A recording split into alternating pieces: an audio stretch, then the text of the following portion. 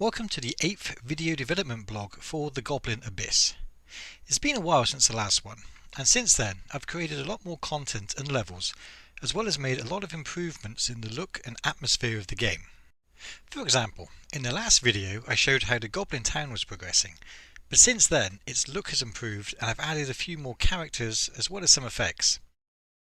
All of the glowing plant life I mentioned in the previous video now has particle effects to add to its lighting and the overall look of the level.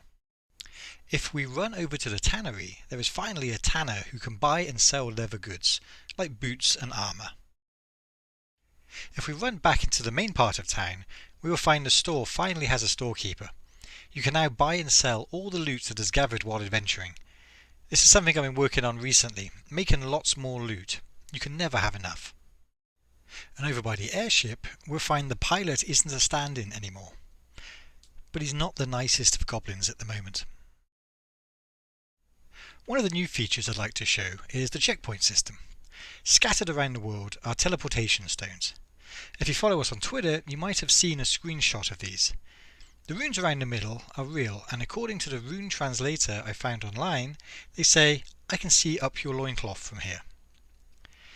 If you walk onto the stone, it's activated, which saves your progress, allowing you to reload the game at this point. But as well as a checkpoint, it also acts as a teleport back to town, so you can go and get supplies from the store or sell off some loot. Now, a lot of the new content I've been working on is for later levels, including the end of game boss. This is something I don't really want to show yet, as it could spoil the game ending. However, the beginning of the game is now looking a lot nicer, and I've been working on adding depth to the abyss. As you can see here, the world doesn't fade to black anymore, and there is a lot more in the distance to give the illusion of depth. Because of the fog shaders, simply adding some black rocks in the distance gives the effect that there is a lot more there. These black rocks don't need light mapping, they're quick for the GPU to draw, so it's a nice cheap way to add a lot more detail to the environment. They can also be very low res because you don't see them up close. Some of these rocks are just a few polygons, but it's just enough to make things look bigger.